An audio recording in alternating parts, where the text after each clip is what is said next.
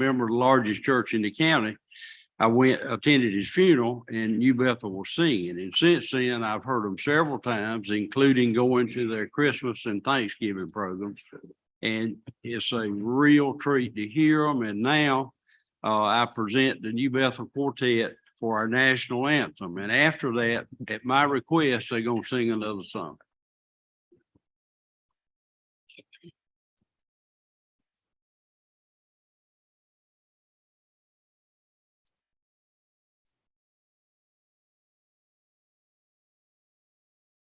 Oh, say, can you see by the dawn's early light what so proudly we hailed at the twilight's last gleaming, whose broad stripes and bright stars through the perilous fight o'er the ramparts we watched were so gallantly streaming, and the rockets ring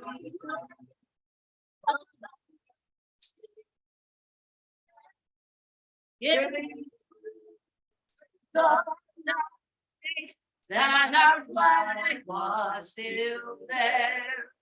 Oh, say does that star-spangled banner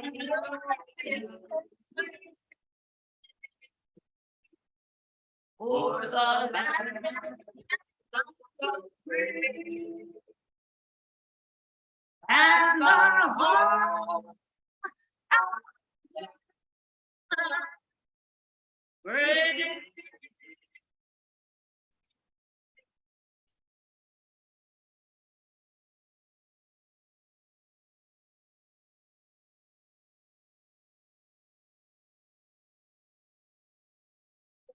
How he loves you and me. Oh, how he loves you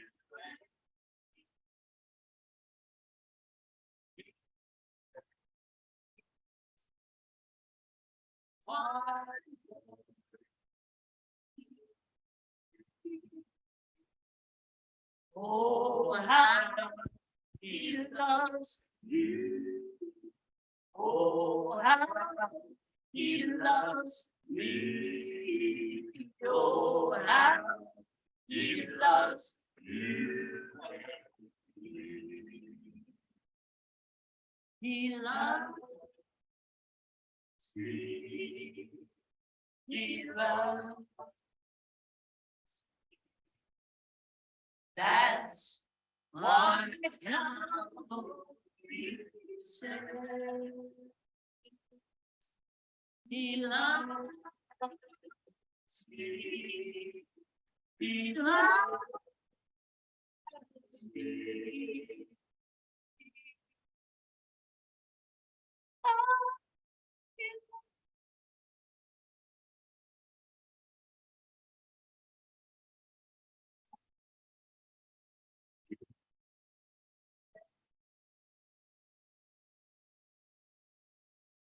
And oh, how he loves you. And oh, he loves me. Oh, how he loves you and me.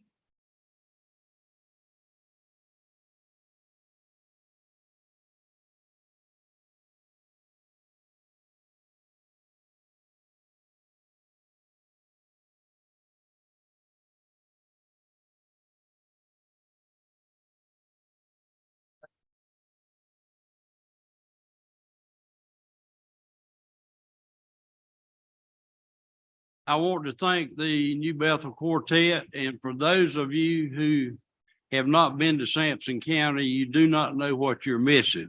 They are among the talent we have, and we have many more other good things. So remember, the red carpet's always out. I'll now turn the meeting back over to Chairman Bowler. Thank you.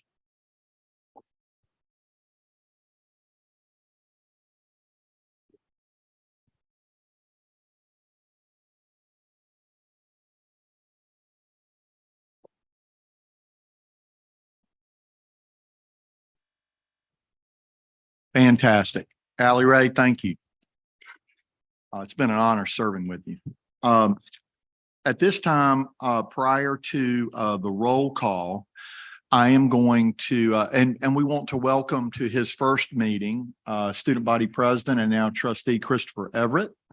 Christopher, please come to the front of the room if you don't mind. Christopher has participated in the committee meetings, and you also have participated in at least one additional meeting that we had. But he's a proud Clayton Comet from Clayton, North Carolina, Johnston County.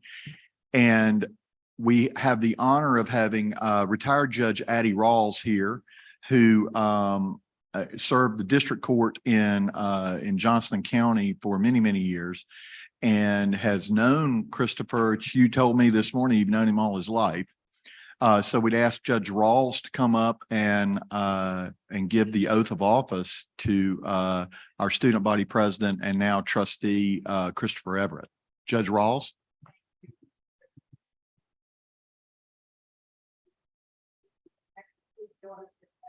Certainly it's a privilege and an honor for me to be here today to witness this most momentous occasion of what I consider to be many more momentous occasions in your life.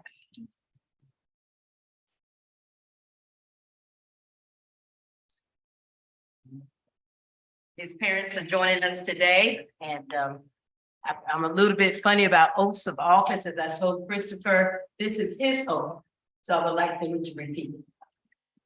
When I say I, you just say your name, and we will proceed with you repeating after me. I,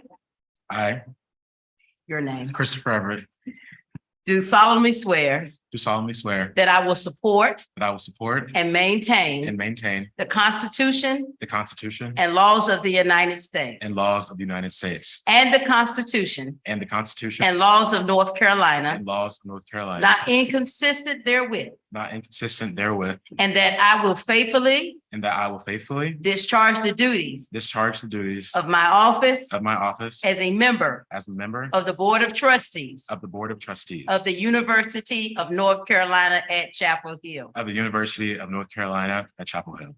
I, repeat your name, I, Christopher L. Everett, do solemnly do solemnly and sincerely swear and sincerely swear that I will be faithful that I will be faithful and bear true allegiance and bear true allegiance to the state of North Carolina to the state of North Carolina and to the constitutional and to the constitutional powers and authorities powers and authorities which are which are or may be established or may be for established the government thereof, for the government thereof, and that I will endeavor and that I will endeavor to support, to support, maintain, maintain, and defend and defend the Constitution of said state, the Constitution of said state, not inconsistent not with inconsistent the Constitution of the United with States, the Constitution of the United States, to the best of my knowledge to the best of my knowledge and ability. So help me God. So help me God. Congratulations, Christopher.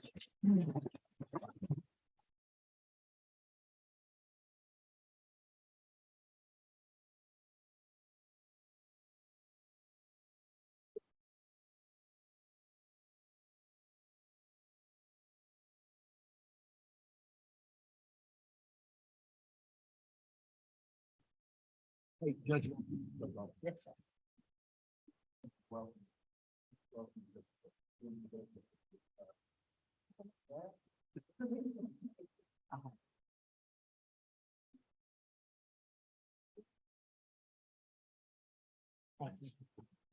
Thank you.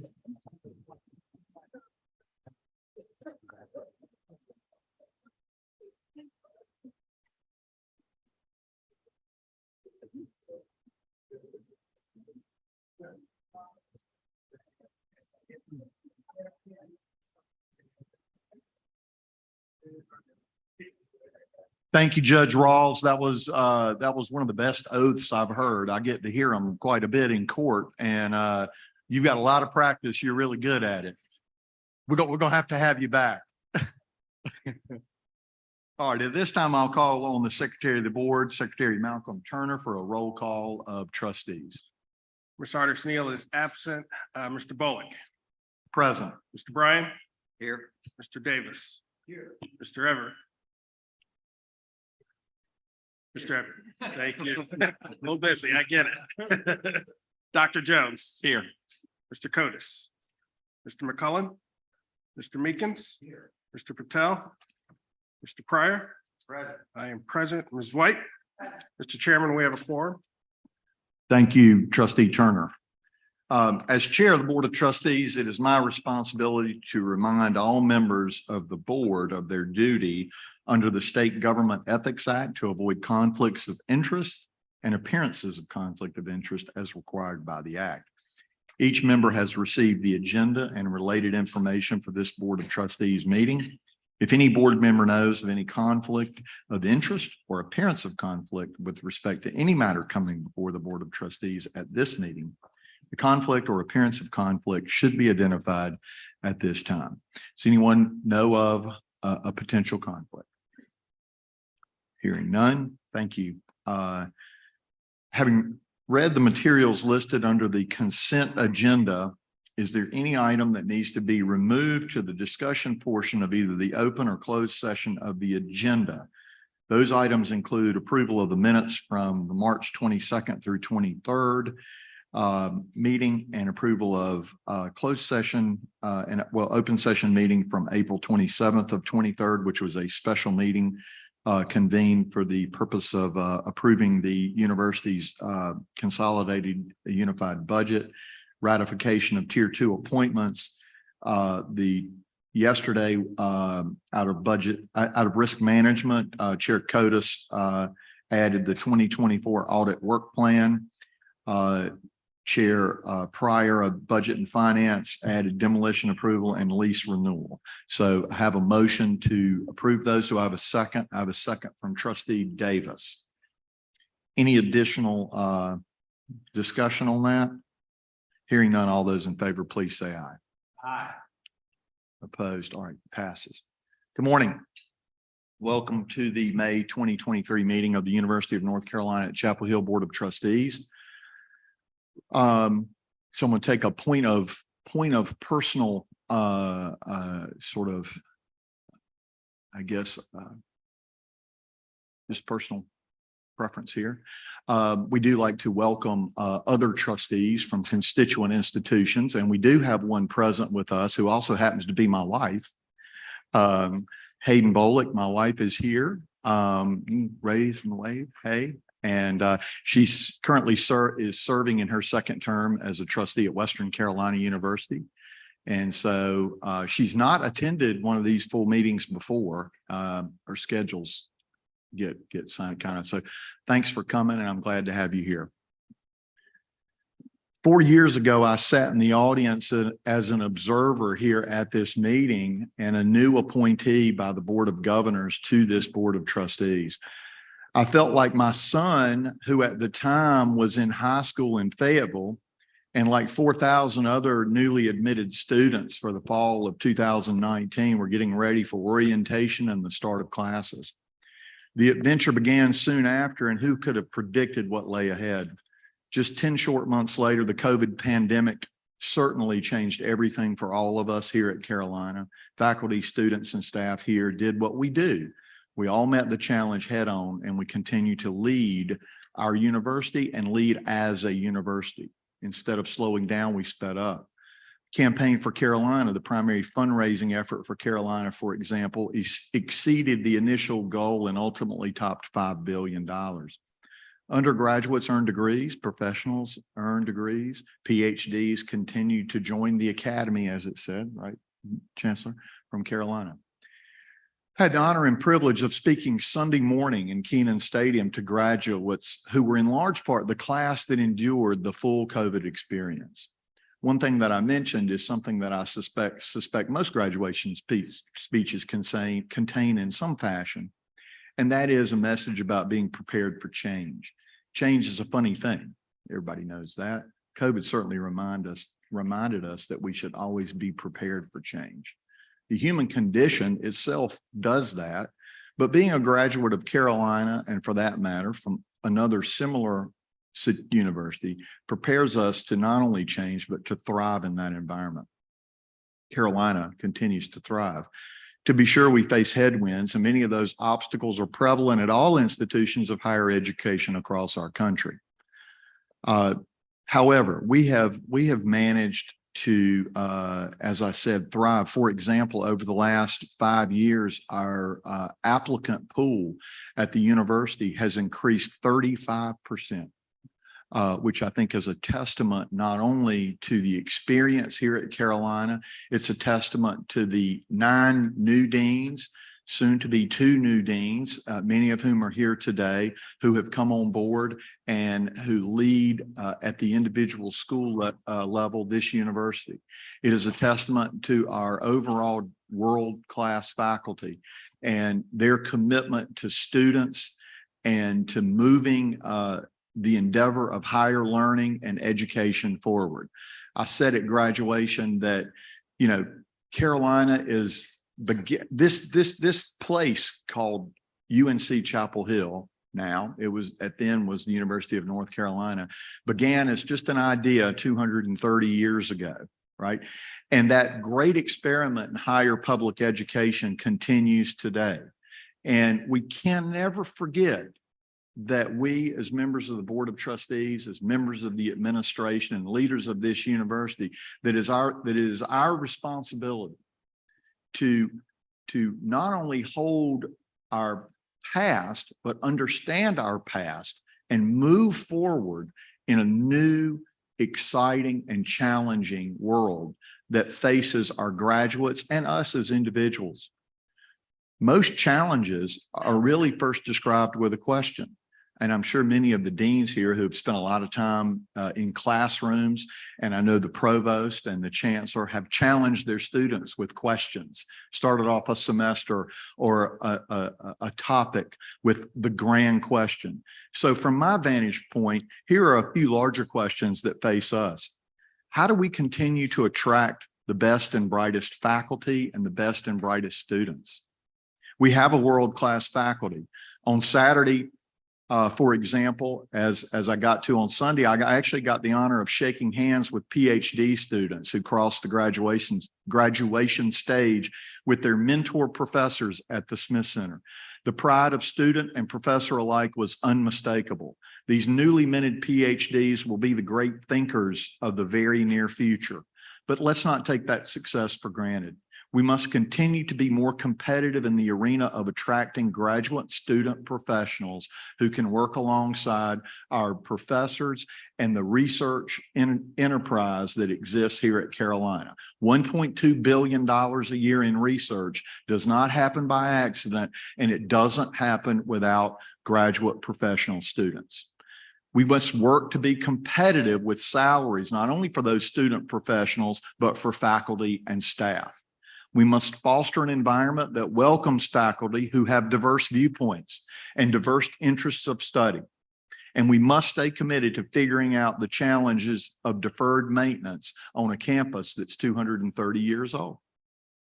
Along with that previous question, we also have to ask, how do we foster intellectual diversity on our campus? Carolina is the first public university, and as the chancellor has said many times, and I've also said, and I think all of us here at this table have said, we are the most public of the publics, so to speak. So we have a big tent under which a wide range of viewpoints, subject matters, competencies, and really smart people can thrive. The School of Civic Life and Leadership, encouraged by this board a few months ago, is an endeavor that is poised to make Carolina a leader in the area of preparing, for example, our students for the challenges of citizenship in our country. Many peer institutions have since followed our lead with similar initiatives. We are a leader in this area, like we are in so many areas. We must continue to forge ahead with the development of the school and other high priority items here at Carolina. Faculty and our staff on our campus have begun, with the help of our provost, to accomplish the work to make that school a reality and happen in our legislature.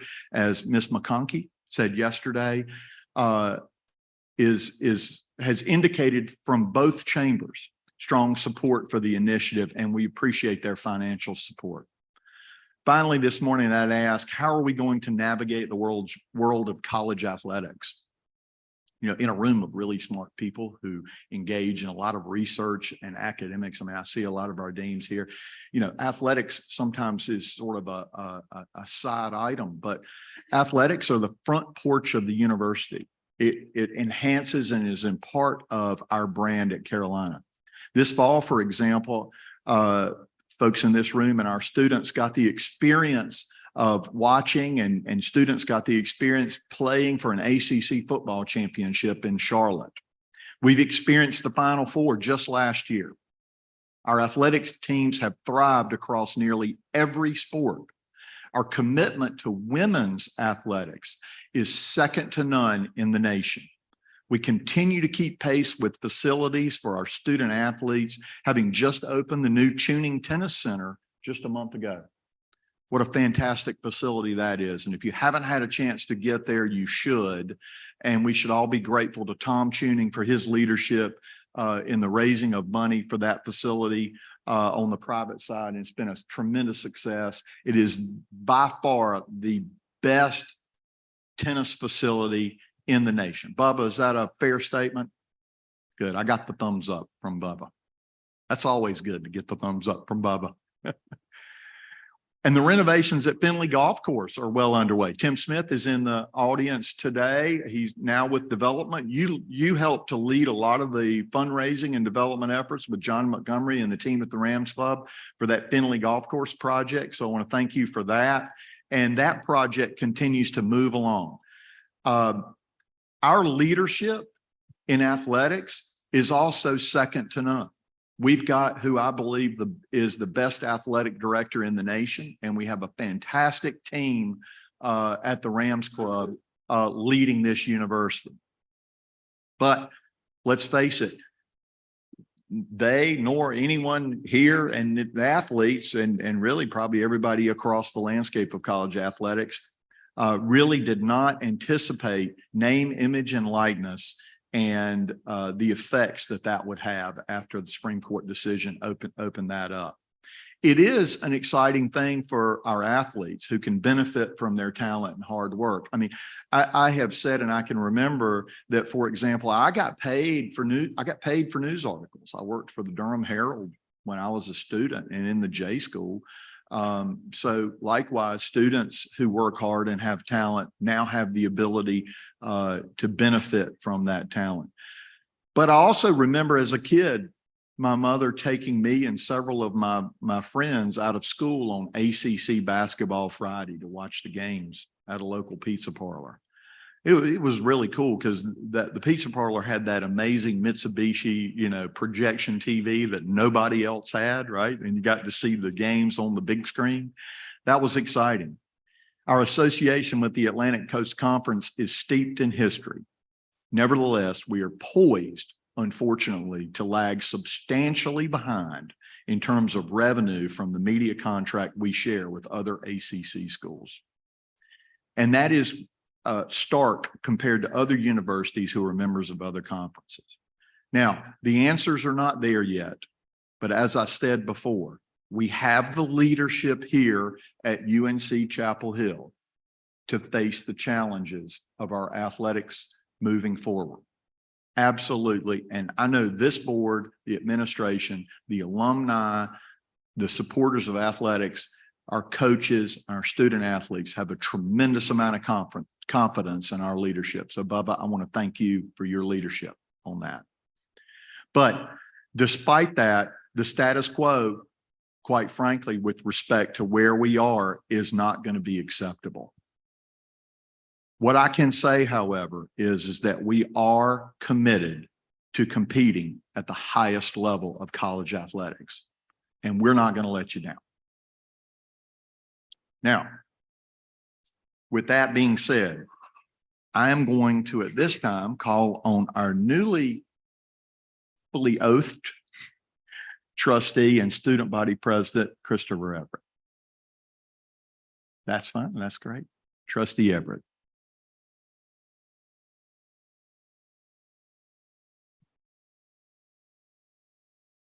Can you hear me? All right. Thank you, Chair. Appreciate it. I was just told that I'm officially a politician now, so I'm on the dark side of things. A little worried, but it'll be great.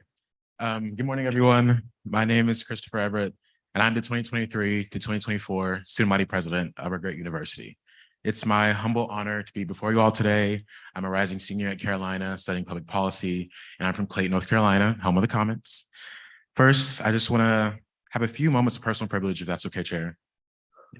First, just want to give all honor to God. I would be nowhere without God's love and grace and unwavering mercy. So all glory to him for all of my accomplishments.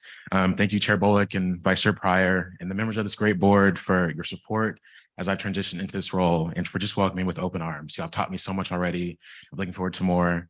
Thank you, Chancellor Guskowitz, for your guidance and your support as I've grown and will continue to grow as student body president of our university. Thank you also to my pastor and apostle, she to step out, Judge Rawls, for her leadership. She's sown so many seeds into my life, seeds that have made this moment possible. So thank you to her. Finally, just thank you to my loved ones. My mom and dad are here. Y'all saw them. They've made so many sacrifices for me, and they were hard on me growing up, but it's worked out. So I love you guys. Thanks for being here. So while preparing my remarks, I wanted to think of the one thing that I believe would really encapsulate who I am and who I will be as a member of this board, and that is servant leadership. My pastor always taught me that ministry is service, service to others, service to your communities, and service is something bigger than yourselves. And that's what I brought into my leadership here at Carolina and everything else that I've done. And so in this new role, I hope to keep servant leadership at the forefront of my work, always choosing the best for our students and our faculty. I hope to and will make sure that my work and the work of this board create space for all of us at this table, those from diverse identities, experiences, and backgrounds, and making sure that inclusion is at the forefront of our work. I plan to advocate for the creation of an Asian American Studies program. I plan to find new ways to better relationships with graduate and professional students and make sure they know that they also have a space here. I hope to find new ways to engage up-and-coming student leaders just like myself and support all student organizations and calls for accessibility across our campus. All in all, I hope to be a servant. And that brings me to my first order of business, which is a message on behalf of our student body. The Joint Governance Council is a body comprised of members of both the undergraduate and graduate student bodies. And they passed a resolution that expresses its full support for the bills currently before the NC General Assembly, which seek to repeal the Jim Crow era ban on public sector collective bargaining, and therefore allow UNC-Chapel Hill employees to collectively bargain through the union of their choice. These students have formally called upon Chancellor Guskowitz and the members of this board to make any appropriate efforts to publicly support collective bargaining in accordance with the university's commitment to racial equity and freedom of association. As I close, I want to quickly echo a point that Trustee Davis has often made. There will be moments of tension on this board. There will be tough conversations and some sensitive topics that will present challenges to all of us on this board, but they'll also remind us of the value of compromise and camaraderie. This next year of my life on the board, we may not see eye to eye, and I might be able to guarantee that, but please know that I'm dedicated and ready and willing and so excited to work with all of you to make the best decisions for our university, a university that I know that we all love and hold so dear to our hearts. So thank you all for your leadership and your trust that you placed in me. It's truly my greatest honor to serve as an official trustee of this board, and all that I am or ever will be, I owe it all to him. Thanks so much.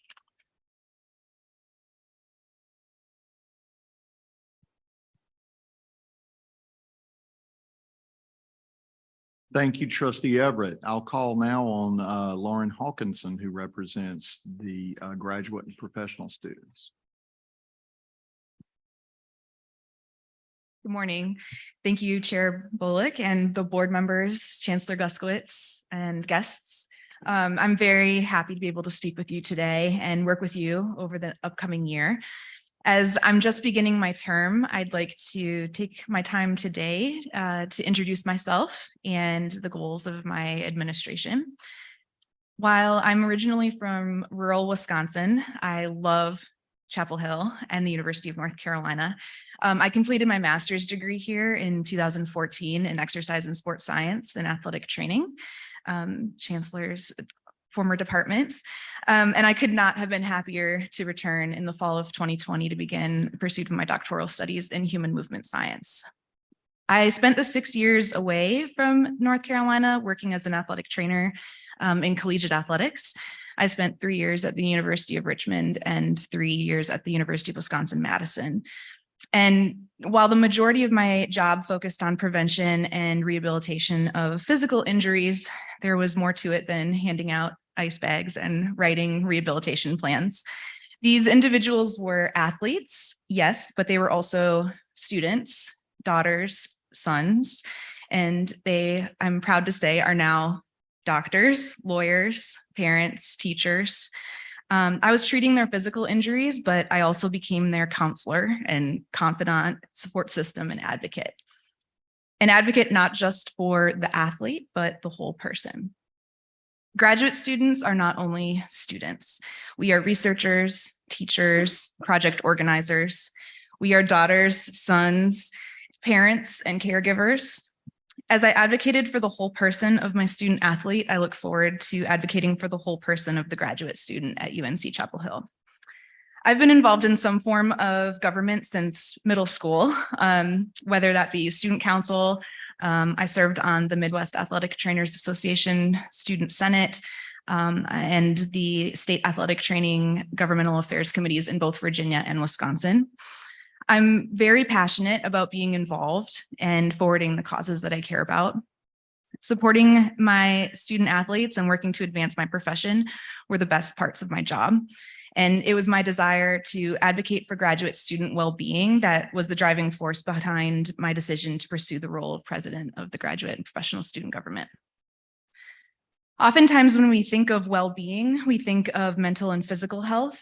And while I will continue to advocate for those aspects of health, as I always have, I also plan to take a more holistic approach to well-being. I want all graduate students to experience housing and food security. I hope to explore ways to offer more affordable housing to graduate students both on and off campus and expand ways to support those students who worry where their next meal will come from. I wish to also ensure financial well-being through investigating ways to increase stipends at regular intervals so we never fall so far behind our peer institutions again. Additionally, it's very important to me that graduate students feel safe and supported while they complete their work on campus and receive the proper support to prepare them for their lives after Carolina. My administration plans to advocate for protected time off and reasonable work hours and ensure that all graduate students are aware of proper reporting mechanisms if they experience difficulties with their advisors. In terms of preparation for life beyond Chapel Hill, I'm honored to serve on the Chancellor's Working Group for Student Career and Life Skills Development. And I'm very excited to continue collaborating with individuals across campus to ensure that graduate students are equipped for wherever their advanced degrees take them next, and ensure they are able to articulate the significance of an advanced degree from UNC-Chapel Hill. I worked with a large team to care for my student athletes, strength and conditioning coaches, physicians, head and assistant coaches, psychologists. We all approached the issues with our student athletes from very different perspectives. Coaches were not always happy to see me. I was often the bearer of bad news. One coach actually told me that every time my name came up on his phone, his stomach dropped. Now, I'm not going to be telling any of you that your star shooting guard is out for 4 to 6 weeks in the middle of conference season with an MCL sprain. So I sincerely hope that the days of my coworkers' stomachs dropping when they see me is over. However, I do recognize that we won't agree on everything, and I truly believe that that is a good thing. I've experienced that different perspectives lead us to the best outcome. And here, ultimately, we all care very deeply about this university and the lives of our graduate students. Nothing is possible without clear communication and collaboration. And in both my graduate career and my athletic training career, I've accomplished far more by listening and being pushed out of my comfort zone than I would have by remaining comfortable and only speaking with those who agreed with me.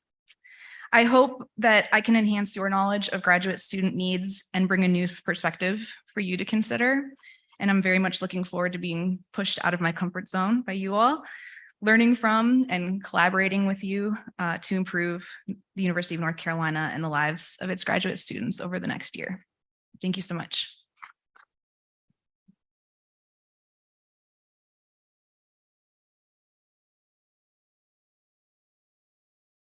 Thank you, Lauren.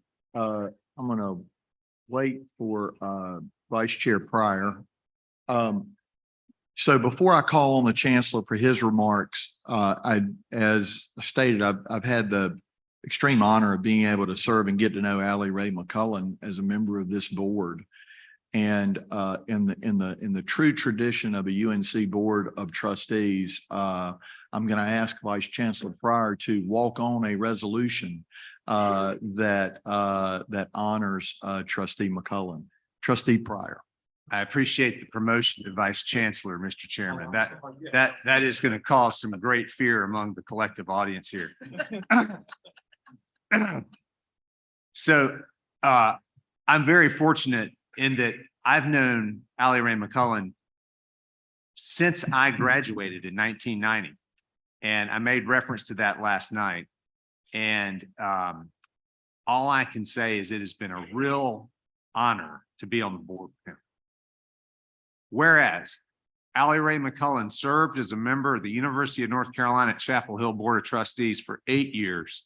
And whereas Mr. McCullen has devoted much of his time and efforts and service to the state of North Carolina, Mr. McCullen has served and guided the university in a variety of ways, including as a member and chair of the board's External Relations Committee and as a member of the University Affairs Committee, Personnel Committee, Commercialization and Economic Development Committee, Finance, Infrastructure and Audit Committee, Strategic Framework Committee, Audit, Compliance and Risk Management Committee, and whereas Mr. McCullen served the university and community as a member of the WUNC Board of Directors.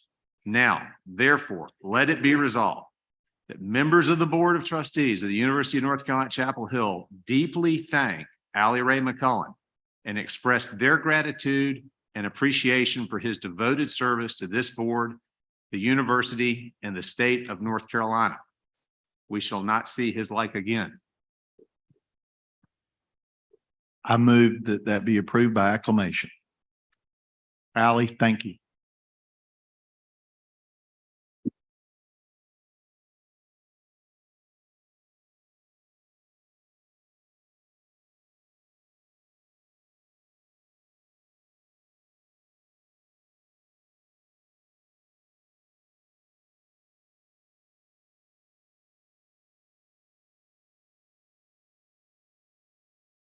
Yes, you may.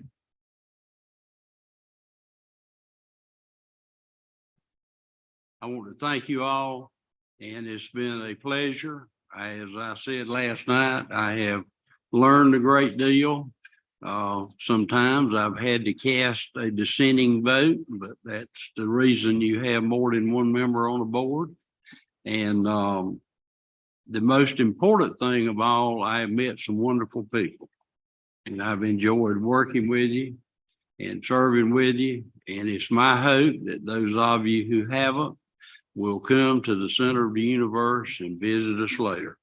And this morning you saw a preview of one of many, many things we have to offer. Thank you so much.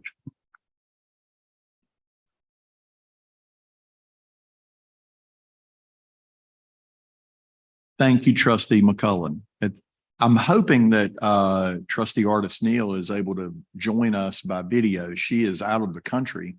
But at this time, I will call on the Secretary of the Board, Trustee Malcolm Turner, for a resolution. Mr. Chairman, thank you. It is my pleasure to present the following resolution of appreciation. Whereas Teresa Artis Neal served as a member of the University of North Carolina at Chapel Hill Board of Trustees for 4 years. And whereas Ms. Artis Neal has served the university as board secretary and as a thoughtful and valued voice on the External Relations Committee, the University Affairs Committee, and Finance, Infrastructure, and Audit Committee.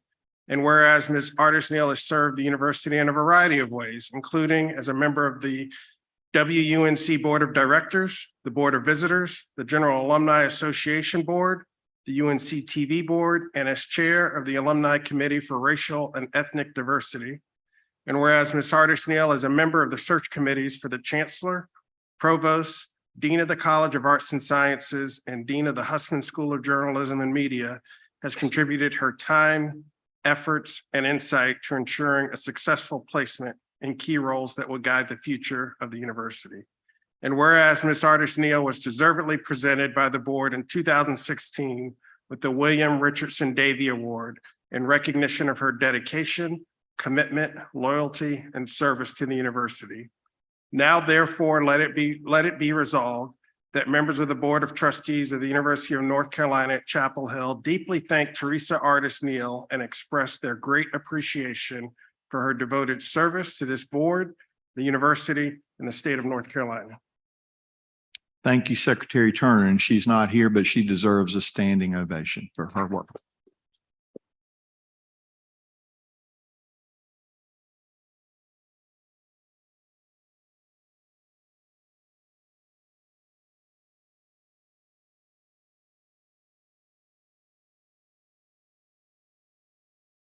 And at this time, it is with great sadness, but great anticipation for the future that I call on Trustee Ralph Meekins for a resolution in honor of Trustee Gene Davis.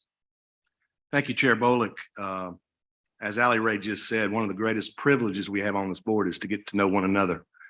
And we have agreements sometimes we have disagreements. But it's been an honor to serve with the gentleman beside me who I consider to be a brother. I didn't know him until recently, 4 years ago. But I have seen him in action. I have seen him take action and take positions very bravely, and never seen anyone more courageous than Gene Davis. So it's my pleasure to be able to read this resolution. And as an example of how much I love the guy, I just told this board yesterday that I was not going to ever agree to a resolution that I didn't have more than a day or so before. And Mr. Bolick just gave this to me 30 minutes ago. So at the expense of losing my credibility, I'm going to read this resolution, and I wholeheartedly agree with it. Whereas R. Gene Davis Jr. served as a member of the University of North Carolina at Chapel Hill Board of Trustees for 4 years, including 2 years as vice chair of the board. And whereas Mr. Davis provided exceptional counsel on all facets of the university, including through his guidance on the university's strategic plan, Carolina Next Innovations for Public Good. And whereas Mr. Davis served the board as chair of the board's External Relations Committee and as a member of the Finance, Infrastructure, and Audit Committee, University Affairs Committee, and Strategic Initiatives Committee. And whereas Mr. Davis volunteered to serve this board and university on the ad hoc working group to draft policy for the consideration of the removal of names on university buildings and public spaces, and made a lasting impact on the university's campus by moving to honor Hortense McClinton and Henry Owl by placing their names on university buildings. And whereas Mr. Davis serves on the advisory committee for the design and construction of a new law school building, and whereas Mr. Davis, as a member of the search committees for the Chancellor of the Dean of the College of Arts and Sciences and the Dean of the School of Government, has contributed his time, efforts, and insight to ensuring successful placements in key roles that will guide the future of the university. Now, therefore, let it be resolved that members of the Board of Trustees of the University of North Carolina at Chapel Hill deeply thank Reverend R. Gene Davis Jr. and express their great appreciation for his devoted service to this board, the university, and the state of North Carolina. Thank you, Trustee Meekins. Trustee Davis. Thank you, sir.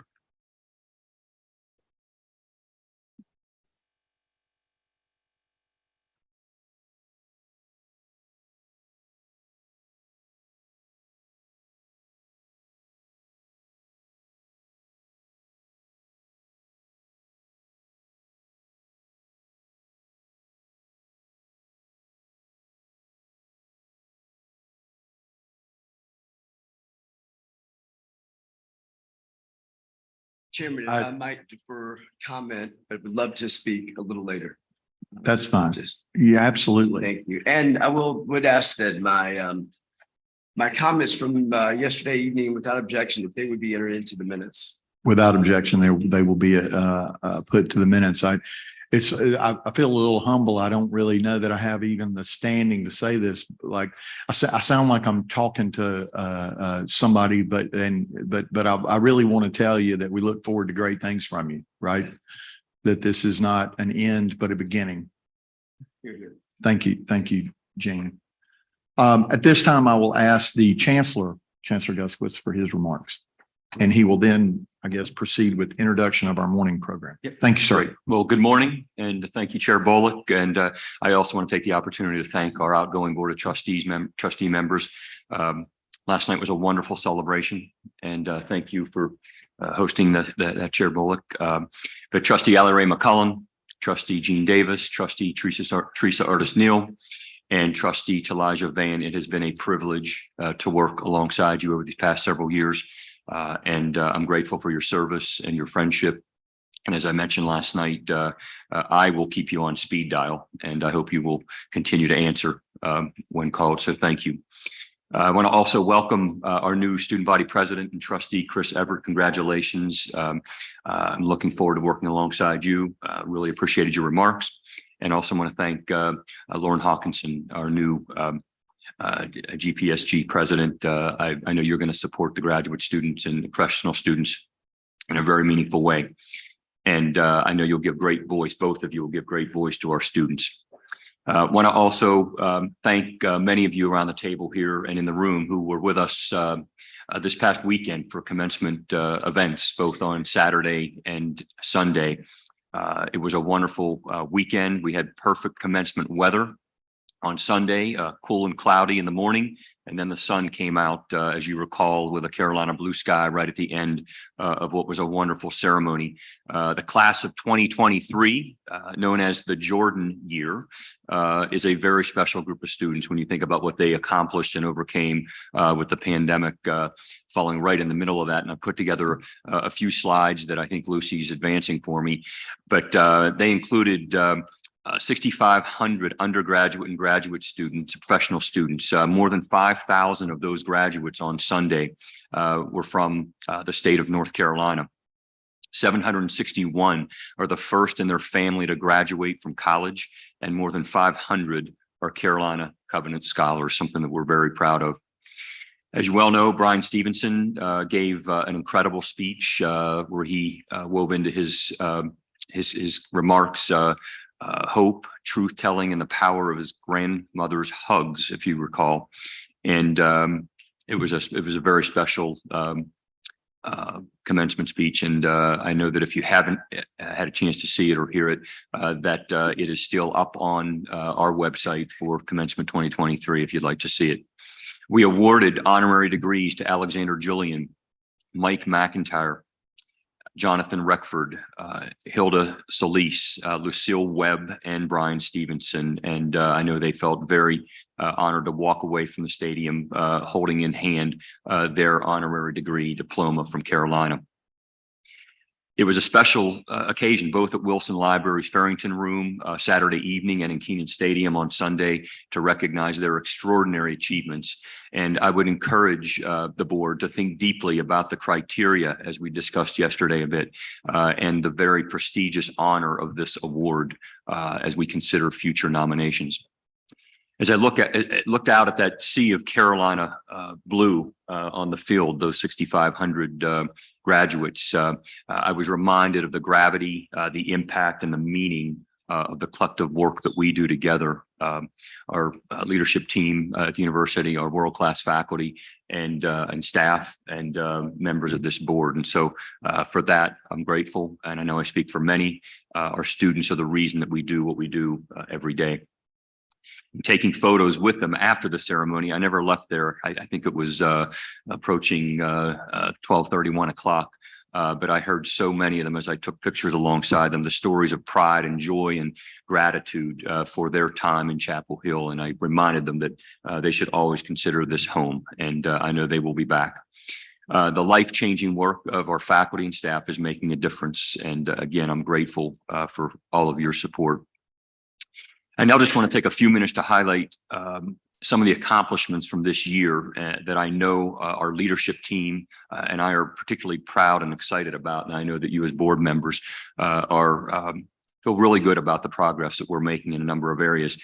First, some of our graduate schools and departments have moved up in the U.S. News and World Report rankings that came out within the last month since we met last.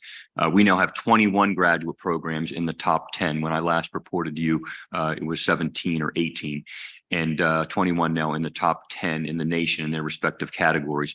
Additionally, we saw upward trajectory with the School of Education, Keenan Flagler, the nursing school, government, School of Government, along with programs and departments in the College of Arts and Sciences, chemistry, computer science, physics, and also in public affairs and public policy. So we're feeling really good about the upward trajectory of many of these schools. And as I say often, that's what attracts the top talented faculty and graduate students to Carolina. We heard from the podium, Dean Messonnier at commencement when she asked the Gilling School of Global Public Health graduates to rise to be honored and recognized that they retained their #1 public school ranking for all public schools of public health. And also from Dean Kashuba, as she asked the Eshelman School of Pharmacy graduates to please rise, that school has also retained its #1 ranking among all schools of pharmacy. These rankings again are important, and so we would not be a $1.2 billion research enterprise, as Chair Bullock mentioned in his remarks, if we didn't have the world-class faculty that keep the research dollars coming in, training the graduate and professional students, and keeping our rankings high. Second, we are announcing today, and this is exciting, that the North Carolina Translational and Clinical Sciences Institute, better known as NC-TRACS, in the School of Medicine, has secured a 7-year, $70 million plus clinical and translational science award from the NIH. This is their 4th CTSA award and a continuation of a 15-year-long investment, which is one of the longest in the country for CTSA grants from the NIH. And this grant will continue to aid NC-TRACS in its important work to translate scientific discoveries into new treatments and approaches to medical care. And as we talk often about the culture of collaboration, this is not just about the School of Medicine. Many other schools across the country, across the campus will benefit from this significant award, supporting efforts to create more efficient, inclusive translational research and science environment involving diverse populations at all stages to ensure the science benefits of all communities. So this is exciting news. It'll be announced later today. I guess it was just announced now. You and the vice chair. We're all good. Hopefully I think it was embargoed until 9:57. Third, this year, I'm really proud of the fact that we successfully launched our new Ideas in Action curriculum. And this has been a long project, one that we began back in 2016, 2017, and right in the middle of the pandemic that came along. We were preparing to launch it a year earlier than we were able. But most universities review and revise their general education curriculum about every 15 to 18 years. And some universities start the project and give up and just stay with what they have. We weren't going to do that. We knew that we needed some changes, that our students deserve that. Those 6,500 students of the 4,700 that were out on undergraduates around in Keenan Stadium on that field on Sunday deserve that. And so it's just thanks to the hard work of so many people in the room here today, particularly our faculty and leadership in the College of Arts and Sciences that made this happen. And I just want to say thank you to all that made it. And there's still some tweaking to make, to take place as we're learning a bit about it over the first year. We've been piloting some of the courses for 3 or 4 years, but it's an exciting new curriculum. As part of the experiential learning part of that curriculum, we expect to have the largest number of students studying abroad this fall. And that's incredible as we come out of, still coming out of the pandemic, whenever study abroad was essentially shut down, but more than 500 students will study abroad this fall. This is a 30% increase from the previous fall semester, which was the largest ever, and a 40% increase over the fall of 2019. So this is exciting. And we also expect to have 152 incoming exchange students this year. That's a 20% increase over the previous year. And those fall numbers that I mentioned will include 174 students who are participating in the Carolina Global Launch Program, something we started about 3 years ago. And I have to admit, I was a bit skeptical whether this could work, but this is when we send students in their first semester at Carolina to study abroad. And it's working exceptionally well. And this year they'll travel to Spain and Scotland in their first fall semester before coming back to Carolina in the spring. And then in April, I was asked to speak at the AAU President's Meeting in DC about our Global Launch Program and about our C-STEP program, which brings transfer students from 14 North Carolina community colleges here in North Carolina. And seen here, I love this story. This is a double Tar Heel, Rob Dawson, who graduated from UNC in 2011 and UNC Law in 2014 and was part of that C-STEP program, having first earned his associate's degree before transferring here to Carolina as a junior. And what Rob said, and I quoted him at this AAU meeting, being able to transfer to UNC as a group, a cohort, allowed me to feel a part of the Carolina community almost immediately, and it set him up for great success in his last 2 years at Carolina. And then to go on to law school is impressive. C-STEP and Global Launch enable us to build a stronger community for our students whenever they start at Carolina. And universities everywhere are thinking about ways to extend a broader welcome to students of diverse backgrounds, and Carolina is one that's regarded as leading the way in this, and we're all very proud of that. So I'm excited about the work that we've done, and I look forward to the work ahead. Before I turn it over and introduce our guest speaker today, I do want to provide you with an update on civic life and leadership that Chair Bullock mentioned. And I'm pleased to announce that we are making significant progress. In early May, the personnel policies for fixed-term faculty in the program for public discourse were approved, and we've already hired our first faculty member, Rory Hanlon, from the University of Chicago. Provost Clemens has shared with me I've not met Rory yet, but shared with me his bio, and he looks incredible. And if we can hire 15 more like Rory, I think we're going to be in great shape. But the faculty committee, which is guiding the creation of the new school and establishing the plan for developing the curriculum and forming the faculty, met yesterday. I had a chance to meet with Provost Clemens on Wednesday to get an update, and then just yesterday with Dean Jim White and Senior Associate Dean Elizabeth Engelhardt to get an update. And one of the things I love that Dean White said was that this will be a uniquely Carolina initiative, where public discourse and teaching students how to have constructive and difficult conversations will become common here at Carolina. That's one of our goals. In my January 27th message to campus, I said that as the nation's first public university, we have a responsibility to be a place that brings together people of diverse backgrounds, experiences, and viewpoints to debate the issues of our time. And that's what this school, to be housed in the College of Arts and Sciences, will do. I've spoken with many of our faculty and senior leaders who believe that we can and should be a higher education leader in civic discourse, civic life, and promoting democracy. It's part of our strategic plan. I've spoken with most of you on our board about this. I know how you feel about this, and I know that we will build this out just as we build out the program for public discourse over the year, and it has been a huge success. I'm pleased that collectively we are embracing this as an important responsibility that we will uphold in preparing the next generation of leaders. And the faculty group will present a report to Provost Clemens and me later this summer about the key components for the school. And then it'll be presented to the faculty council and this board at some point early this fall. We will be prepared alongside the College of Arts and Sciences leadership to appoint an interim director in the fall semester who will work with the faculty to develop the curriculum and build the roadmap for building out the school with hopefully some courses to be taught maybe as early as the spring of 24. Ideally, we will have a permanent director identified by then, but I think we are making great progress, and I want to thank those who have been working hard to move this initiative forward,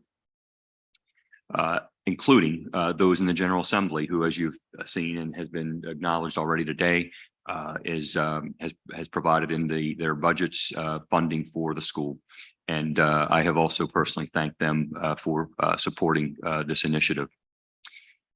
With that, I'm going to turn it over to Dr. Benjamin Story, who I had the pleasure of meeting alongside our board members at a retreat back in November. And Dr. Benjamin Story is a senior fellow in social, cultural, and constitutional studies at the American Enterprise Institute. AEI is a public policy think tank dedicated to defending human dignity, expanding human potential, and building a freer and safer world.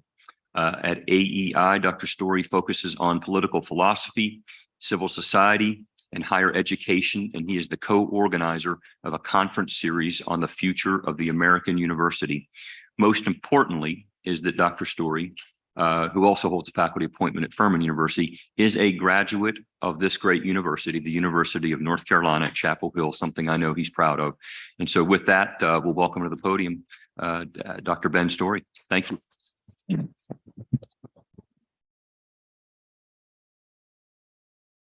Thank you, Chancellor Guskowitz. Thank you, trustees, for inviting me to speak today. And thank all of you for the courageous work that you have done on behalf of academic freedom at this institution over the course of recent years. It really makes me proud to be an alumnus of this institution. So I'm here as Chancellor Guskowitz said, as a grateful alumnus, graduated from Carolina in '97, went on to earn my PhD from the University of Chicago. And then I spent 17 years teaching at an excellent liberal arts college in nearby South Carolina, Furman University. I'm presently a research professor there. So my main work now, as Chancellor Guskowitz mentioned, is at the American Enterprise Institute, and the project that I lead there with my wife is a project on the future of the American university. And what we seek to do with that project is to persuade a skeptical rising generation and people on both sides of the political aisle of the value of the kind of liberal education that I got here at UNC. Projects such as the proposed, and I'm glad to hear, advancing new School of Civic Life and Leadership are decisive for making that case. I know that the school has been controversial, and I want to make an argument for it today based on my experience here at Carolina and my experience as a professor and an academic reformer. So my 4 years here in Chapel Hill were truly transformative. I had great friends, and the basketball was really good during those years, but it was my encounters with Carolina faculty that fundamentally reoriented my life. First such encounter occurred my first year when I met a physicist named Horst Kesselmeyer. I knew that I was no physicist in the making, but the seriousness with which he lived the life of the mind made me start to wonder whether I might like to try to live such a life myself. Many more faculty I met on this campus deepen that conviction. Jay Smith and the late Charles Capper in the history department mentored me generously. Marion Ginger and the late Doris Betts patiently guided me through the creative writing program. They showed me what it could mean to dedicate my life to the pursuit of the true and the beautiful. They embodied the dignity of the professor. That dignity needs and deserves the support of tenure, which I know has become controversial in North Carolina, and which I urge this board to continue to support. The courses I took at Carolina that were most important to me were a sequence called The Elements of Politics. Two remarkable teachers, Ann Hall and Larry Goldberg, taught that course together. It a spellbindingly simple pedagogy. They sat with us in a circle. They put the most difficult yet most fascinating books I'd ever read in front of us, like Plato's Republic and Dante's Divine Comedy. And they asked us what those books said and what we thought about it. They thereby helped us discover the fundamental questions of human life. What is justice? What is holiness? What is love? So, what do these questions have to do with politics? They turn out to be the very thing that the title of that course promised. They turn out to be the elements of politics. I'm going to spend the rest of my remarks explaining how reading and conversing about these kinds of books can be the deepest form of civic education, and why this sort of education deserves to be at Carolina and housed in its own academic unit with its own dedicated faculty. Nothing could be more fitting for the first public university, but as Gene Davis pointed out to us last night, we're not just the first public university in the United States, we're the first public university on the planet. When we think about politics, we often think about debates about hot button contemporary issues or technical questions or about campaign finance. Or as Chris was sharing with me last night, he's got to take a course in the politics of bureaucracy. Sounds like politics. We often forget about the connection between politics and the enduring questions of human life. And the reason we forget that is because we've forgotten just how audacious an undertaking it is to be a citizen. The ancient Athenians, who delighted in citizenship as a fresh and distinctive discovery, they knew that it was a daring and even Promethean enterprise, because citizens rule themselves rather than being ruled by any received, unquestioned authority. That is what it means to steal fire from the gods, like Prometheus. To be a citizen means to judge for oneself, to live by one's own lights. To be a competent citizen means cultivating the broad range of human knowledge necessary to make such judgments responsibly. To govern ourselves intelligently, we have to learn a great deal. We need to know something about human flourishing, about justice, about education, about nature, about economics, about the history of our ideas and institutions. If you think about it, the ambition to govern oneself knowledgeably is breathtaking. But people who want to be free have no choice but to take it up. Now, that ambition might sound excessive, might sound proud. And here, once again, a liberal education can help. For the humbling knowledge of our own ignorance is one of its most precious gifts. One who has that knowledge of their own ignorance is eager to consult experts in areas where expertise is necessary. But those who mean to be citizens and to remain free do not give over the task of ruling themselves, individually or in common, to experts, no matter how well informed those experts are. For there are no experts when it comes to the most difficult and fundamental human questions. That we need to cultivate the general competence of the citizen becomes evident if we think about the comprehensive challenges leaders faced during the recent pandemic. I'm sure people around this table face those challenges. When you face a challenge like that one, responsible leaders at every level would certainly want to consult with experts. You want to talk with the public health people, and economic experts, and education experts, and many others. And those experts could help you understand potential mitigation measures and their likely unintended consequences. But to make good decisions, you have to bring all that knowledge together and weigh it all. And no one is an expert in that kind of unified knowledge, precisely because it's not a form of specialized expertise. Instead, it is the general competence to which every human being and every citizen can aspire. So making authoritative decisions about our common life is particularly difficult in a free, democratic, and divided country like our own. To do it well, we have to cultivate the habits of intelligent and productive disagreement and deliberation. That's not merely a matter of being civil or debating contemporary issues. It's a matter of realizing why people reach such different conclusions about humanity's highest purposes? How do you come to such a realization? The best way I know of is by learning that people more intelligent, experienced, and admirable than myself have reached conclusions markedly different from my own about some of the deepest human questions. And I really come to know that when I experience it. And I experience it if, for example, I sit in Davis Library and I argue in my own head with a powerful thinker who I'm reading on the page. And then I proceed to lose that argument when that author hits me with a decisive consideration of which I've never dreamed. Once that has happened to me, I am really prepared to listen to others because I know from experience that my own most profound convictions can be subject to decisive challenge. I welcome such challenges because they advance my own quest for knowledge.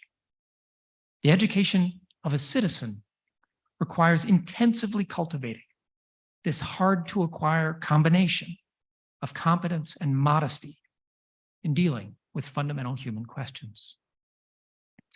So the second competence required for responsible self-governance beyond dealing with fundamental human questions like this entails in understanding the logic of the political institutions that we inherit as citizens and have to learn to operate. A responsible citizen has to be able to answer some questions like these. What in the world is a representative assembly? What's a Senate? What's a Secretary of State? What's a Board of Trustees? Why does my country rule itself with this Rube Goldberg project of a government, with powers divided every which way and all kinds of mediating institutions? To answer those kinds of questions, you have to read America's most important political documents, from the Constitution to Martin Luther King's last speech. I've seen the promised land. But that's not enough. You have to study the long and checkered history of humankind's efforts at self-government in authors from Thucydides to Confucius to Karl Marx, yes, Karl Marx, yeah, and Edmund Burke. Programs that provide that kind of education, the education that aims to develop the audacious general competence of the citizen to deal with fundamental human questions and to understand our place in the larger human and American story of self-government. Those programs have an impressive but fractious history in the modern research university. Outstanding thinkers at great research institutions have observed that for all the great goods produced by specialized research, an institution organized for its sake often neglects the general and historical competence that every student needs. These scholars have created programs to address that need. At Columbia, the literary scholars John Erskine and Jacques Barzun helped develop their famous core curriculum to meet precisely that need. At the University of Chicago, the core curriculum, an undergraduate major called Fundamentals, Issues and Texts, and a graduate program called the Committee on Social Thought were created for similar reasons. On a smaller scale, my teachers, Ann Hall and Larry Goldberg, showed what can be done by a few faculty who put together a series of courses for this purpose. Now, the history of such programs is one of both impressive intellectual accomplishment and intense debate. Generations of students can testify to the value of the programs I mentioned at Chicago or Columbia. The scholars who built and taught in them included some of the most extraordinary minds in the history of American intellectual life. People like Mark Van Doren at Columbia or Hannah Arendt at Chicago. And here at UNC, some of the university's most outstanding graduates who are leading their busy young lives, they drop everything, come back to Chapel Hill from all over the country and the world just to sit with Larry Goldberg again and read an old book like they did in The Elements of Politics. It's an astonishing spectacle to behold. And yet, opposition remains. Chicago, the efforts of Robert Maynard Hutchins to turn a college dedicated to general education into its own division were resisted by the research divisions. The fractious history of the core at Columbia has recently been told by Roosevelt Montas in this wonderful book that I recommend to you all called Rescuing Socrates. Therein, Roosevelt Montas describes how he arrived in this country as a penniless immigrant from the Dominican Republic, made his way to Columbia, and rose to become the director of their Center for the Core Curriculum. And he shows how the imperatives and incentive structures of the research university at Columbia have led to multiple attempts to eliminate the core. And here at UNC, the students who love the elements of politics had to petition the university several times just to keep it in existence over the course of its history. So it doesn't surprise me that the proposal to create an academic unit to serve these purposes has stirred up an argument here at UNC. That skill is a particular course of study rather than a core curriculum should serve, I think, to alleviate some of the concerns. Other concerns arise because conservatives support it, and some therefore see it as a partisan enterprise. But there's nothing partisan about a curriculum that includes courses such as race and the American story, or liberty and equality in American political thought. The School of Civic Life and Leadership seems to me to be a legitimate academic program developed by academics and following in a long and distinguished line of similar programs at some of America's greatest academic institutions.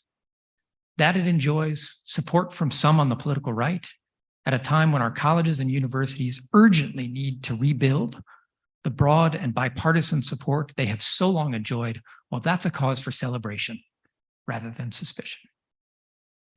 I therefore encourage you to do just what you're doing to advance this project, to give it the standing of an academic unit with its own dedicated tenure-line faculty and the same powers of self-governance enjoyed by every other academic unit. Several state flagship universities have already moved in this direction, and many more are following suit. The competition to hire the best people to do this work is already becoming intense. UNC, the nation's first and greatest state university, can and should attract the best. In the years to come, I hope and expect that skill will become one of Carolina's greatest hives of intellectual energy and be an enduring credit to the first public university in the universe. Thank you. Any good questions? So questions for Dr. Story?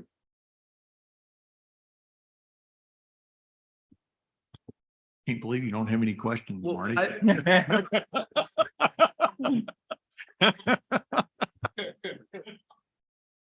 Not really a question, but just a thank you. It's been great to see what's occurred in all the discussions that have happened over the last couple of years. And thank you so much for attending our retreat and sparking additional discussion and interest there. And thank you for your comments today. You're spot on. So no questions, just a thank you. Thank you.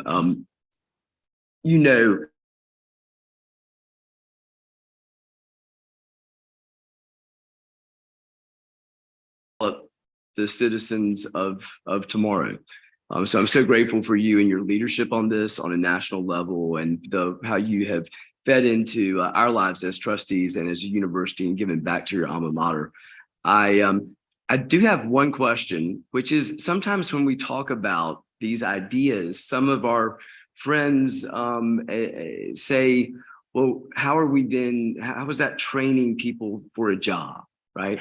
And you and I and the people on this board understand that when you come to a public university, to any university, it's more than just training for a job. That's certainly a part of it. But what do you say to people who might make that argument? I think that's a great question. And I have always In my work as a teacher, I have always sought to support my students in their quest for a way to make a living, which is an utterly reasonable thing to do. We're Americans. We have to support ourselves.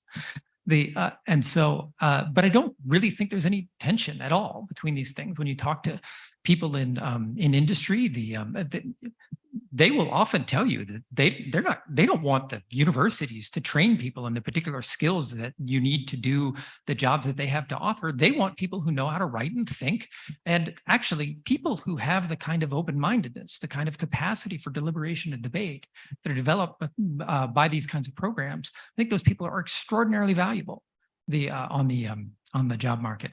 And the second thing is, these are practical concerns. And if you can't recognize that the civic life of the United States of America right now is a deeply and intensely and urgently practical concern, you need to go back to the University of North Carolina, Chapel Hill. That's right. In follow-up, I was pitching you a softball because I think people need to hear that. Yeah. I mean, it's really important because one of the things in our charter as a university was that we are about citizenship and helping build the future generations into citizens. And I think that it's important for young people who come here to have a path for a great career, but it's also important that our university and that every university plays a role in making them better citizens to serve our great nation. So thank you again for all that you're doing. Trustee Brian. I also had the privilege of we've had the privilege of talking a couple times, and just want to echo the thank yous, and just appreciate the heightened acknowledgement of the importance of the timing of it, both nationally, which I think, to your point, should be common sense to most of us. I think, and so, and it made me think, when you think about the timing of the debate I have with my wife, many of which I'll lose. This one I will not yield on.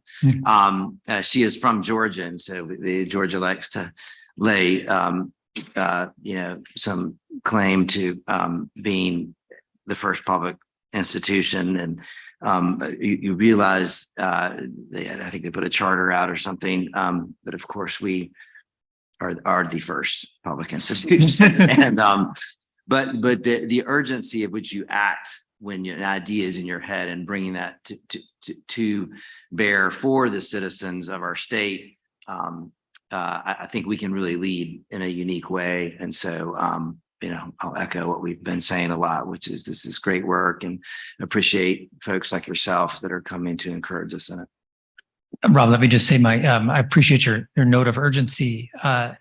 My academic friends, people who are trained in doing this kind of work, two things are going on in their lives right now. They are facing multiple job offers from the various schools of civic life and leadership that are, or some of them go by other names, that are springing up around the nation. And some of them say things, well, if they did it at Chapel Hill, that's the one I really want.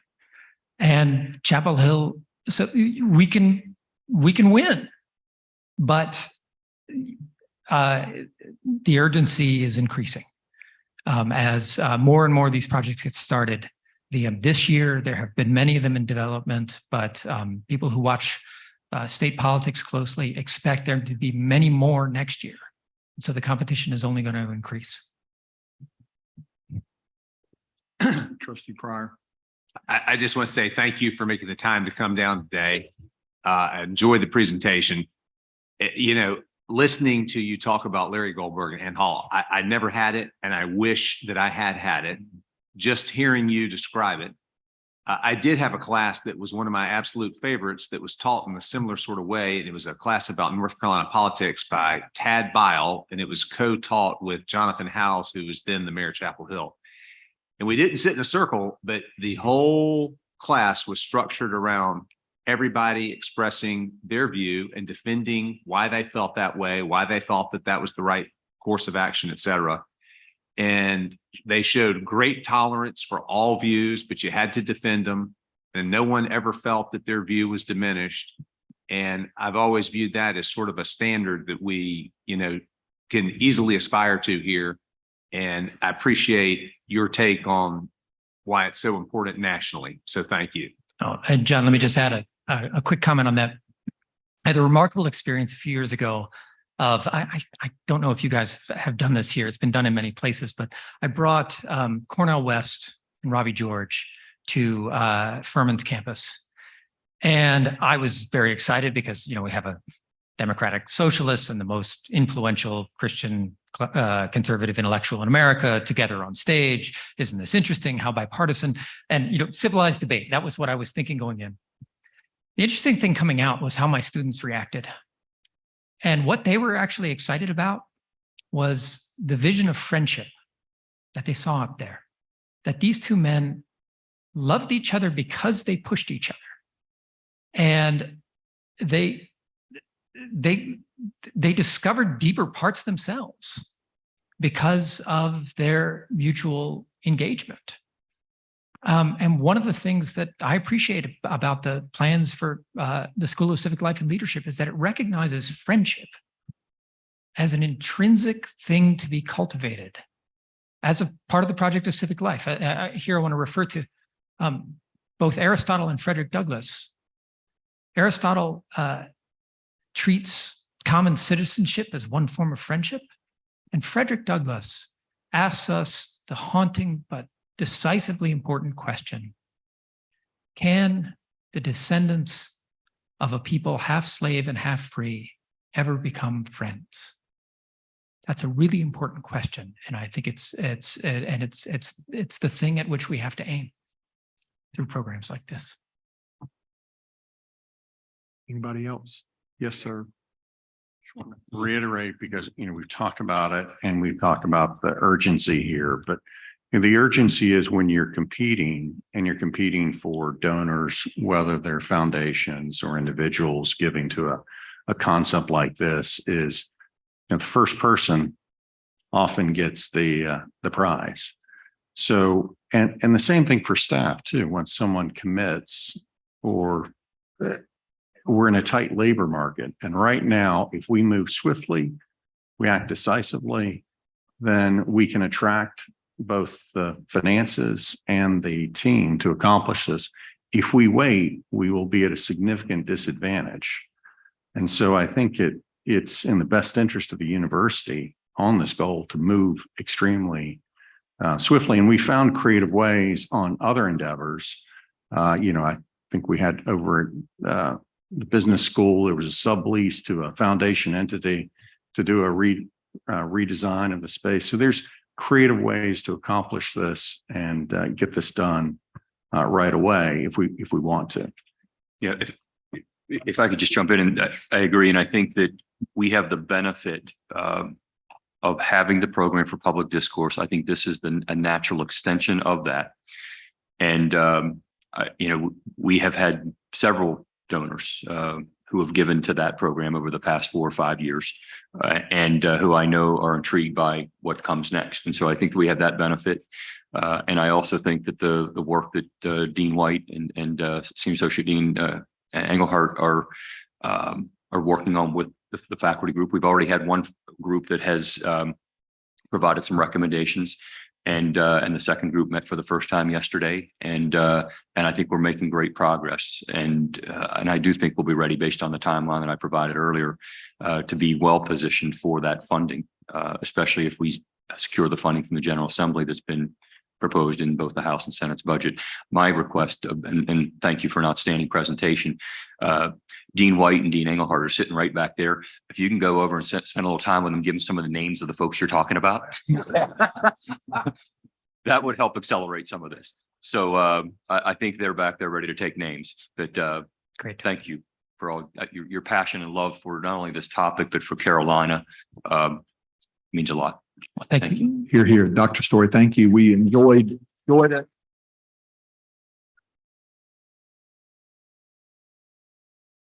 I too had that class with Tad Bile. It was great, really good, and you did too. I know we talked about. Yeah.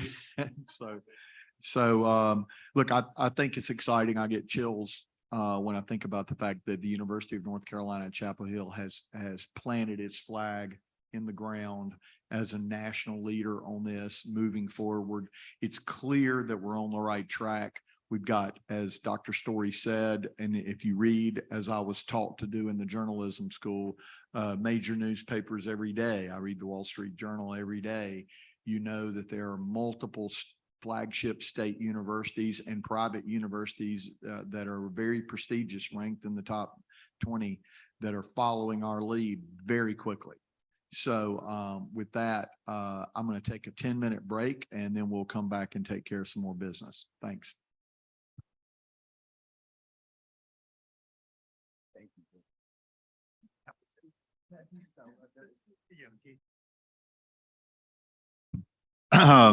This time I'll call on trustee and chair of the Audit, Compliance and Risk Management Committee, Marty Kotis. Thank you, Mr. Chairman. Chairman Bullock, trustees. This report covers items discussed during the Committee on Audit, Compliance and Risk Management yesterday, May 17th. The committee's first agenda item yesterday was to review and approve the 2024 risk assessment and internal audit work plan, which was presented by Dean Weber and was approved by the board earlier this morning on the consent agenda. The committee also heard an informal update from Mike Barker, Vice Chancellor for Information Technology and Chief Information Officer, Paul Rivers, Chief Information Security Officer and Assistant Vice Chancellor for Information Security, regarding the university's IT security program, one of our greatest threats out there to the university, cybersecurity.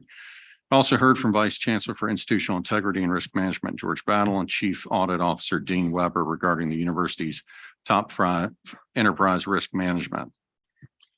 The committee heard from Vice Chancellor Battle, Catherine Brennan, Executive Director for Environment, Health and Safety, Daryl Jeter, Director of Emergency Management and Planning, regarding the university's water testing program, and will be sharing that their information they gleaned from that effort with other universities. Finally, the committee had a robust discussion with Vice Chancellor Battle about security issues. Trustee McCullen yesterday gave an impassioned description of why that is extremely important. And we heard about the improvements coming, the cameras, the license tag readers, take-home cars, and really have a lot of confidence in Chief James and the whole team. But one thing we talked about was that the town of Chapel Hill really needs to step up and help protect our students and visitors and clean up our front door, which is Franklin Street. With 17 million square feet and a multi-billion-dollar economic engine, it is imperative that they do their part. We can't have Franklin Street turning into the Tenderloin District. So we need either jurisdiction extension by the legislature so we can protect our students off campus, or we need the town council to do what they need to do to protect our students there. That concludes my report. Thank you, Mr. Chairman. Thank you, Chairman Kotis. This time I'll call on Vice Chair of the Board of Trustees and Chair of the Budget, Finance and Infrastructure Committee, John Pryor. Thank you, Mr. Chairman. This report covers items discussed during the Committee on Budget, Finance, and Infrastructure yesterday, May 17th. The committee considered and approved requests for a demolition approval and a property acquisition by lease approval. Detailed information about each request is available in board effect. These items were approved by the board as part of the consent agenda this morning. Committee also reviewed the parking and traffic ordinance, but postponed action on that item until a later date. Finally, the committee heard a facilities update from Vice Chancellor Knuffman. That concludes my remarks. Thank you, Mr. Chairman. Thank you, Chairman Pryor. This time I'll call on Chair of the Strategic Initiatives Committee, Trustee Dr. Perrin Jones. Thank you, Mr. Chairman. Chairman Bullock and Board of Trustees members, this report covers items discussed during the meeting of the Committee on Strategic Initiatives yesterday, May 17th. The committee reviewed and approved the minutes of March 22nd, 2023 of the March 22nd, 2023 meeting. In addition, the committee heard a presentation from Ann Keene, President and founder of Crossnor Group, on the history of the U.S. Navy pre-flight school at UNC-Chapel Hill. We also heard from Pamela Carlson and S.Y. Mason Watson about the ongoing legacy of the Navy's B-1 band. Trustee Davis then proposed and the committee approved a resolution amending the master plan to remove the university's armory from the demolition list. Trustee Davis, is there anything you'd like to say about that resolution now? The only thing that I would say is I made the motion to adopt that resolution for many reasons, but the primary reason is to recognize the extraordinary sacrifice that the people who have come through the pre-flight program and our ROTC have made and continue to make for our nation. Thank you. And I would, should I move adoption at this point? I move adoption of make a motion to adopt the resolution. Okay, I have a motion on the floor to adopt Trustee Davis's resolution that he articulated and presented to the board during the Strategic Initiatives Committee. I believe everybody was here. Was there any board member that wasn't here during that presentation? Okay, do I have a second to that motion? I have a second from Trustee Allie Ray McCullen. Do I have any further discussion? Any discussion? I want to take a quick second to take a look at that. Yeah, and Trustee Codis. As I mentioned yesterday, I do think it's important for us to think about how we can best honor those folks and also how we can best house those facilities. I would not want us to lock into something that frustrates the purpose that that accomplishes neither task, which is we want to honor them perhaps with some sort of a museum type element, and we want to provide the best facilities in which for them to operate. And I wouldn't want that just based on pure nostalgia to be linked to one building rather than the intended use. So I understand this is a delay while we study those measures and see what's the best fit for the school to do that. And I don't disagree with anything that Trustee Codis just said. I would simply say that in the people that have been talking with me about this over the last year, and with many of you, they liken it from their perspective to tearing down the old well or tearing down Old East or South Building. So there's a lot of emotion in it, a lot of rich history. And I what we're doing with this resolution is we're removing it from the demolition list. And then we can plan ahead for the future and look at what is best for the ROTC and the best ways to recognize. But I think that this is a way to recognize them today, to remove it from the list so no imminent action takes place. And we have plenty of time to plan for the future so we can continue to produce students that go out into the military, our great United States military, and serve our nation and keep us safe. Yes, sir, Trustee Codis. Just to follow up on that, what I heard yesterday was a desire to keep the facility somewhere prominent and in the center of campus.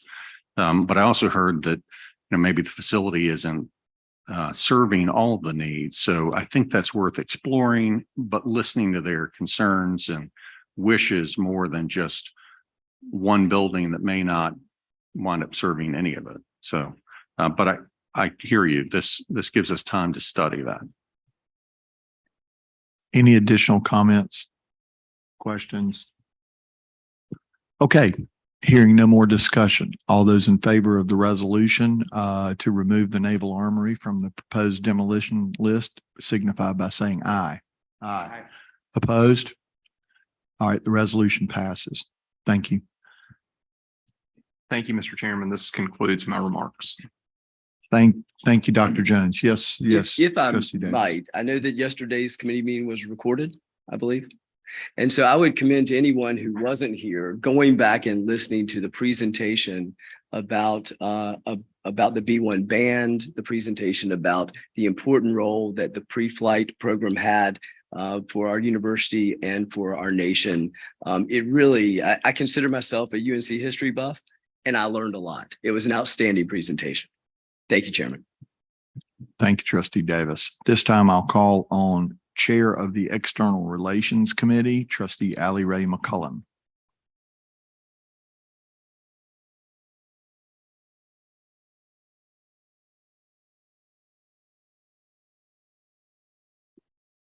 sorry. This report covers items discussed during the meeting of Committee on External Relations yesterday, May the 17th. The committee received a legislative update from Amy McConaughey, Director of State Affairs, Roxana Boyd, Assistant Director of Federal Affairs. The committee also received a development update from Vice Chancellor for Development, Michael Anderson. Thank you, Mr. Chairman. This concludes my report. Thank you, Chair McCullen. At this time, I'll entertain a motion from Secretary of the Board, Trustee Malcolm Turner.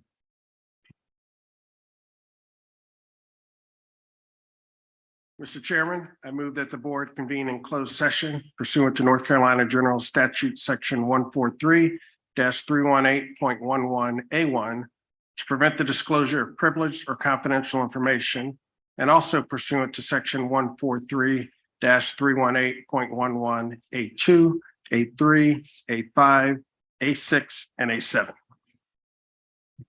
Thank you. I have a motion to go I have a motion on the floor. Do I have a second to that motion? I have a second from Trustee Davis. Is there any discussion? Let me remind folks the purpose of closed session. Purpose of closed session under the open meetings law is to, for our purposes, is to receive a report from the External Relations Committee that relates to items that are not open pursuant to the open meetings law, for us to receive legal updates from our legal counsel and to discuss personnel matters. We will then reconvene in open session to handle items that must be handled in the open session pursuant to the open meetings law. So at this time, all those in favor of going to closed session, please say aye. Aye. All right, we'll be in closed session. Take a few minutes to empty the room.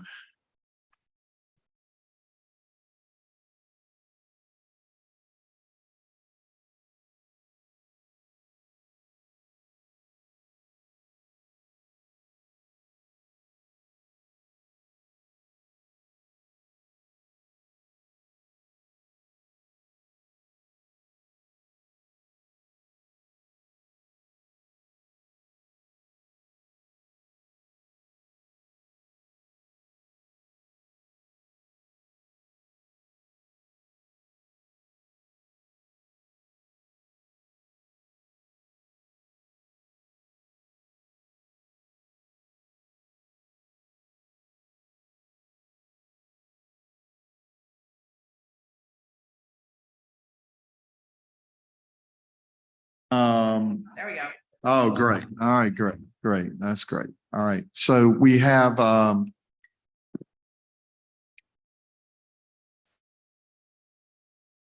right, coming out of closed session, Trustee Brian, Chair of the University Affairs Committee, you have a motion. Thank you, Mr. Chairman. Fellow trustees, this report covers items discussed during the University Affairs Committee. Yesterday, in open session, the committee heard an informational update on the Title IX landscape from Debbie Osgood. In closed session, we discussed personnel action items, including 10 promotions conferring tenure, 4 new appointments conferring tenure, and 12 other personnel actions. The promotions and appointments require a vote now. On behalf of the committee, I move that the Board of Trustees vote to approve the requested final personnel action items, including 10 promotions conferring tenure and 4 new appointments conferring tenure. Second. I have a motion and a second. Do I have any further discussion? All those in favor, please say aye. Aye. Aye. Opposed? All right, the ayes have it. Trustee Davis. Resolutions I'd like to walk on, if I might. I think I provided to you. The first one is, so when I was doing the research on the Armory, I saw that the Carolina Coffee Shop building 138 East Franklin was still on the demolition list. And that has been, as a part of the Porthole Alley project, they've decided not to demolish that. Rather, they're going to build on the other side of the alley and behind it. So I want to just go ahead and remove it. So it's a very simple resolution to remove the 138 East Franklin Street from the proposed demolition list of the 2019 master plan. I'm happy to read it in full if you'd like or not. That's what it. I mean, it's fine. I think, isn't that owned by the Real Estate Holdings Corporation? It's actually owned by the foundation. The endowment. The endowment owns it and it's managed by REH. Yeah. This will not affect the Portal Alley project. That's right. No, yeah. It's right now, it's still on the list and we are no longer intending to do it. So I say, let's just remove from the list. If that's okay. So that's the motion. Fine. You making that motion? I'm making the Do motion. I have a second? I'm happy to give one. The last part of it is asking your name to report back about the original gift of that building. The proceeds from that was supposed to go to fund the North Carolina collection. And I don't think they've gotten anything in years. So I'm wanting to check in on that too, just to make sure things are, there's probably a reason. I did discuss this with ABC that oversees the area board, and he has confirmed that we do comply with the donor intent there to transfer any proceeds to the library. So I can double check. We'll double check. I know that that piece of property is, like I said, it is owned by the endowment. It's managed by the real estate holdings. Is that right, Nate? It's managed by REH, but it's an endowment owned property. Right. And so it was considered as part of that Portal Alley project where we're splicing together endowment property and university. There's no intent to tear it down though, even though it was on the plan to be torn down, because I've seen those, we've all seen those plans. Yeah, I mean, I don't have a problem. We'll have a second on it. Does anybody second it? I have a second from Trustee Everett. Okay, any discussion? All right, all those in favor say aye. Aye. Opposed? All right. Thank you, Trustee Davis. You can't leave without throwing something up at me. That's fine. Tom, with the chairman and I side this past weekend, and he had talked with me about this several times over the last 3 months. We would like to name the William Jim Court after the pitch break and why he led us to our first NCAA events on National Championship in 1957, and then recommended it to Chancellor Aycock. Recommended to Chancellor Aycock that he hire Dean Smith. And so Frank McGuire was the head basketball coach from 1952 to 1961. There's a renovation of Will and Jim going on, and they're going to be carving out part of Will and Jim for a women's practice facility. This I've made clear in the resolution. It would not be that portion. It would only be the other portion that's not going to be that, which would allow for a naming opportunity for the women's practice court if they elected to do that. So again, this is just renaming the remaining portion of the gym. Is there anything from the athletic department on that? We talked to Bubba, Bubba? and he's fine. He's agnostic. So Frank McGuire.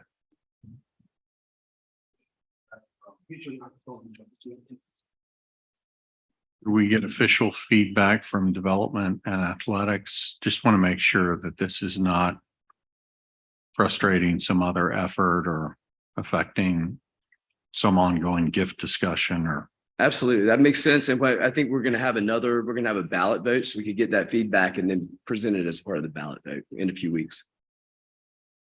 Thank you. So motion, then I'll make a motion to table that. Do I have a second on the table? Second. I have a second.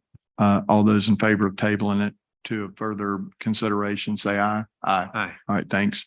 Any additional business from board members? All right, I have a motion to Second. adjourn. I have a second. All those in favor say aye. Aye. Thank you.